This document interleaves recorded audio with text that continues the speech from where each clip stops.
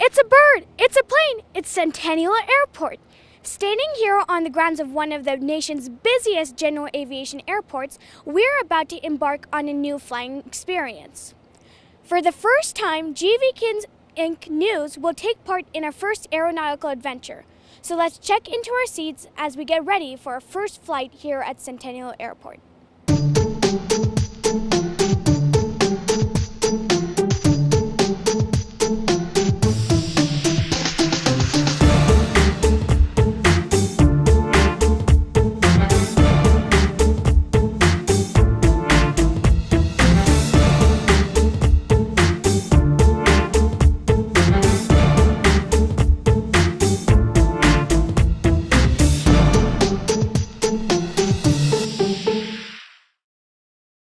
Centennial Airport has been open for business since 1968 and is owned by the Arapahoe County Public Airport Authority. The airport has more than 300,000 operations per year, has 3 runways, more than 1,000 aircrafts are based here, some of which support world headquarters for many companies located in Greenwood Village and the South Denver region. Centennial Airport has 4 fixed-base operators that provide services to customers like TACAir, who is hosting us today. A fixed-based operator is a business or organization that's granted authority by the airport to supply services to aircraft that landed at the airport. So we do things such as refueling, de-icing, take care of their catering, and help them take care of their passengers. Well, as planes arrive, what we do first is park them, and usually in this space here, we would park them, secure the aircraft, and then help the pilots with their passengers. We will pull up their cars if needed, if they have a rental car or a limousine. And then once the passengers are gone, then we will help the pilots with either refueling the aircraft, parking the aircraft, putting it away in a hangar, and various other services. So who are your customers?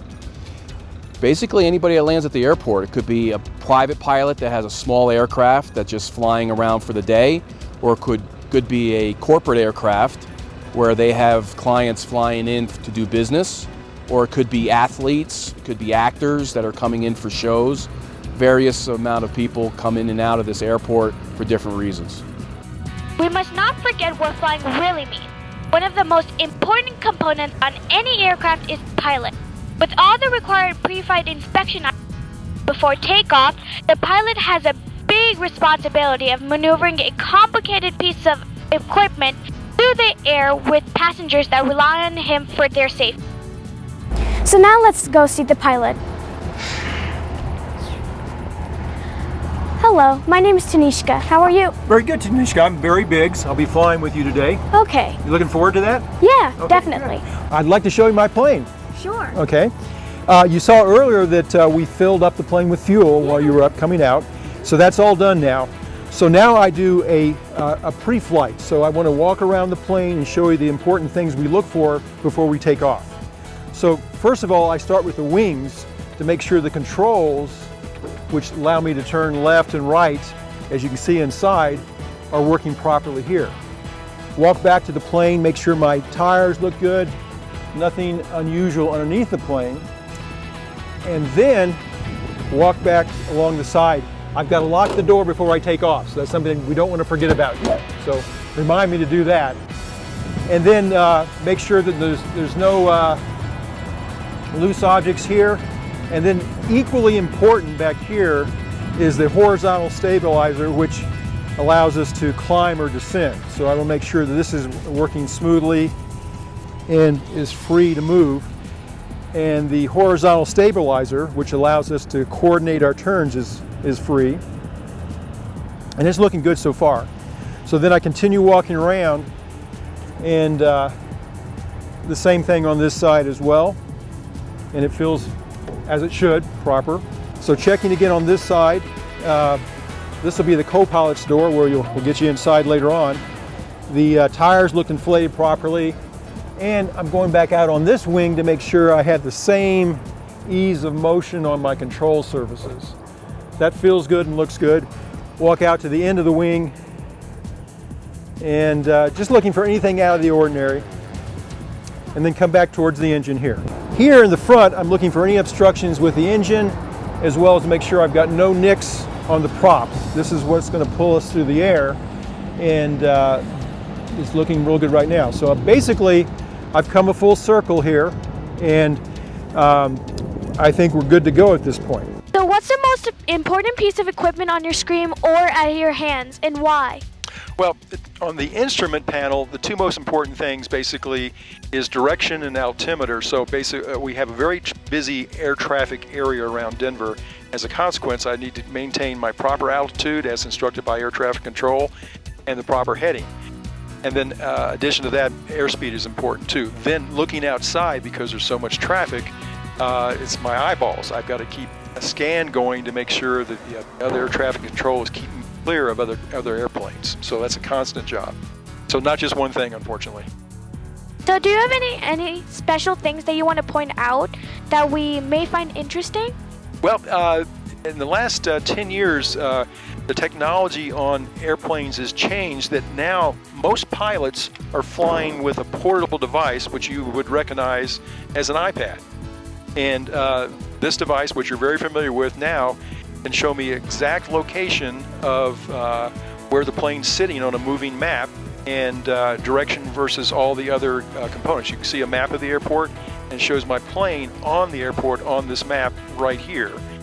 And as I taxi around or get into the air, it shows exactly where I am in relationship to where I'm going, where I've been, altitude, and other things we need to avoid while we're in the air. So even though I have 30 instruments in front of me, I spend a lot of time with this on my knee and fly with this as much as anything else. And I'm not a pilot that only does that. Most pilots have these in the cockpit, either on the panel or on the knee.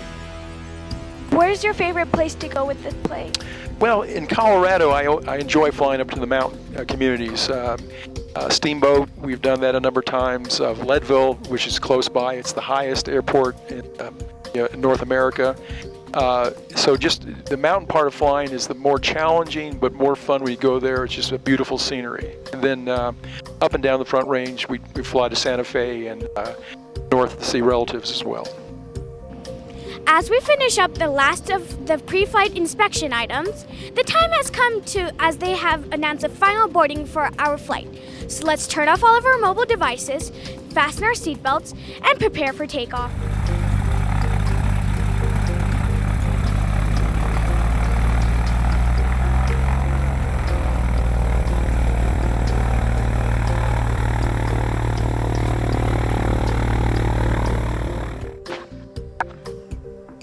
Okay, so I'm going to take a right here. I'm not going to follow him exactly. I'm just going to go out behind him and do what's called a run-up. So I'm going to where that other plane is out here, test all the instruments and avionics and engines. So right now I'm going to check my controls for flexibility and free movement, and look out the left window there and you see a T-2 Texan. That's a military plane that's being used by students who are in the military to learn how to fly. So those guys, it's a turbine engine with ejection seats. He's going to do the same thing we're doing. He's doing a run-up. Primers in and locked. Fuel selectors on both. So those are the guy in the back seat is the instructor. The guy in the front seat is the student. Okay, so now we're going to run up our engine to 1,700 RPMs.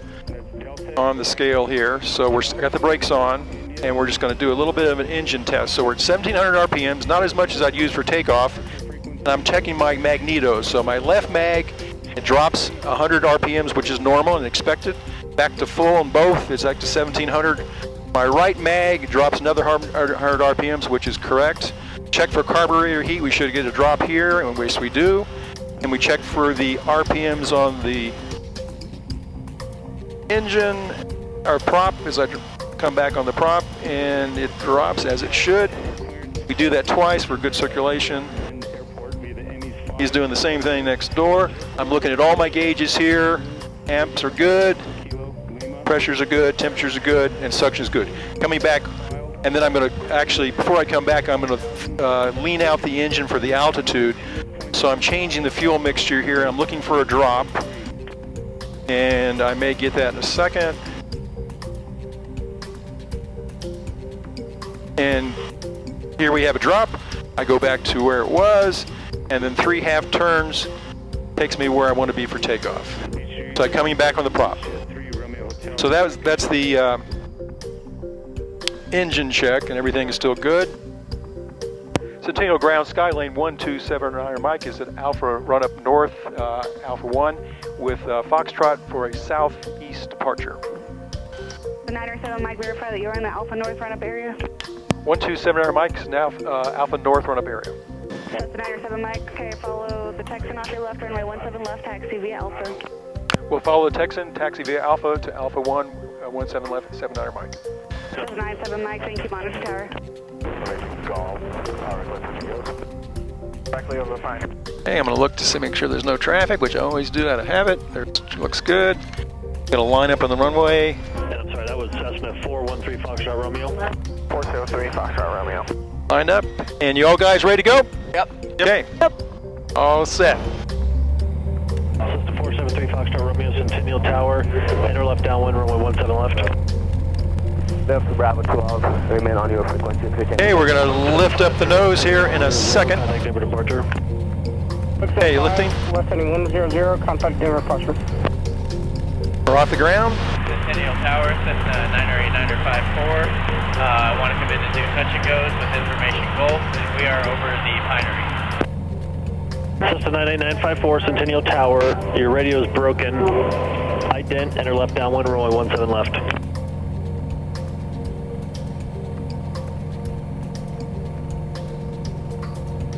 Enter downwind for 17 left, 954. Okay, we're going 100 miles an hour right now, or 90 miles an hour at the moment. Touch and goes, 954. 3 Tango Charlie, hold short, runway 17 left at Bravo 8. Hold short, runway 17 left at Bravo 8. Then we're going to take a left turn here shortly, but not yet. Tower 2720 Papa, 8 miles west of Gulf, full stop. Shown in 90 Centennial Tower, fly runway heading, runway 17 left, clear for takeoff. Runway heading 17 left, clear for takeoff, John. That's a jet taking off behind us. 720 Papa, Centennial Tower, enter a right base, runway 17 left, and report half mile south of the reservoir. So I'm going to level off at 7,500 feet. Sierra, pursuit direct spaz. Contact. And I'm going to close the prop a little bit. We'll change the engine controls here. Blow the engine down because it's done all the job it needs to do, so it doesn't have to climb as much anymore. Level off around 7,500 feet. I'm going to fly up to the Aurora Reservoir up here. You don't want to fly when there's, windy, stormy weather. I mean, you can do it, but it's just not comfortable. But this type of plane is used by the Civil Air Patrol all over the country, and especially in Colorado, because it's able to go into the mountains. It has the extra horsepower. So Kanishka, you want to grab the control here while I'm on it too? I'm with you on the control. And what we're going to do is I'm going to actually, as we go this way, I'm going to move to the right. I'm going to make a slow right turn. I'm going to get out of their airspace. There's Buckley Airfield over here, and we want to stay out of their airfield. We can see the runway right to the left of us, about 7 or 8 miles. So you're flying the plane as you like to. Yeah. They're coming out of the north now. They just switched. They're 360. Now it's going to the left a little bit, as you can see, so you're going to come back to the right. You're going to expect runway 35 left with probably like a U-turn there, but just continue straight out and contact tower 123.7. And there's bumps here. It's just like going down a bumpy road on a dirt road. The plane is structurally very, very strong. And now we're going up again, so we're just going to very slightly reduce the back brake. Very good, very good. And now we're going down a little, it's hard to tell, and I'm so sensitive to it, it's easy for me to say, but yeah, you got it pretty close. Okay, thank you. Doing very good.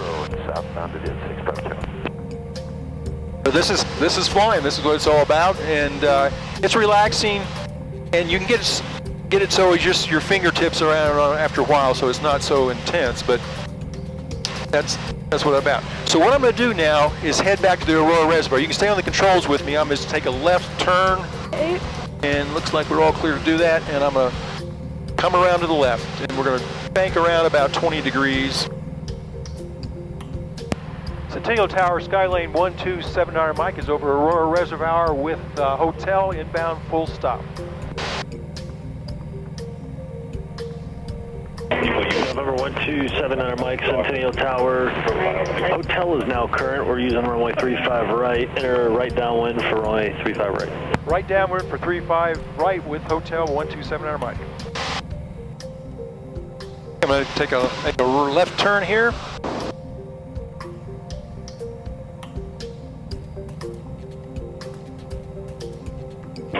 November 1279 Mike, as you join the right downwind for 35 right, you'll be following traffic a mile final at Cutlass. You're number 2, runway 35 right to clear to land, winds calm. Clear to land, 1279 Mike, 35 right. It's cleared us to land on the runway where we took off on. So we're going to land to the north, different direction. Okay, so this is the landing coming up.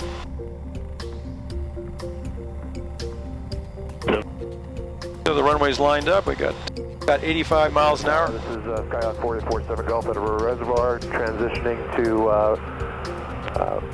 See the jet waiting for us to land? Metro. It is approved. Roger, approved 4847 Gulf. Tower 7 Alpha Quebec, we still don't have our traffic. 7 Alpha Quebec, your traffic, you're over the runway now. 7 Alpha Quebec, thank you.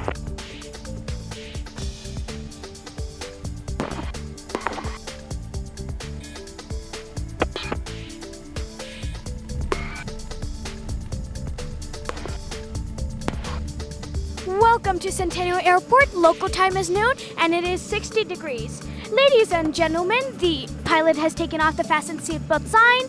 You are free to leave the cabin and drive down the runway. Tower 45. 45 Tower. You can show runway 1028 closed.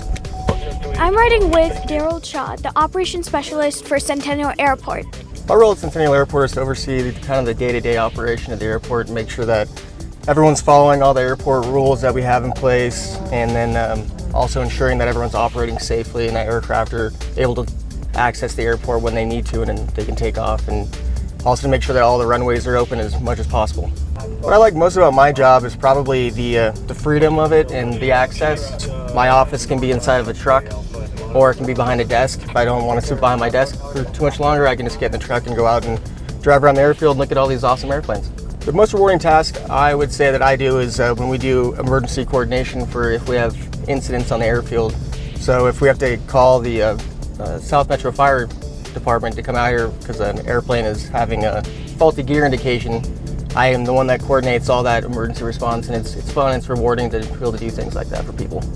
So right now we're on our crosswind runway, which is runway 1028, and pretty much on a runway inspection, you're looking for anything that sticks out, the smallest little details, the biggest details, and anything that doesn't look like it's supposed to be there, going all the way from with the paint having chips in it. If you have too many chips in your paint, then it can't be visible, and that can hinder pilots. You're looking for lights to have bulbs that are out that need to be replaced. You're looking for signs that are out. You're looking for grass that could be potentially too high that's blocking the signs and the pilots can't read them. You're also looking at the pavement to make sure that there's not too many cracks in it or too wide of cracks or potholes. So have you ever had to close the runway for repairs? We do sometimes have it happen. We've had here where we'll have a lot of lightning that'll happen in the area, and we've actually had strikes on the runway before that have caused damage and have caused us to close the runway at that time until we can get it repaired. If it's a planned closure, we like to give the people up in the tower as much information, as much time as possible, so we'll give them a heads up as far out as a week to 3 days. We've had minor emergencies, never anything huge. We haven't had a big crash out here, but we do get aircraft that will call in every now and then that have, a bad gear indication, which is declared an emergency, and that makes us have to get South Metro Fire Department out here, and they stand by and they wait for the aircraft to make sure it lands safely, just in case anything bad does happen. On behalf of GV Kids Inc. News and the entire crew, I'd like to thank you for joining us on this trip, and we're looking forward to seeing you again on board in the near future. Have a nice day!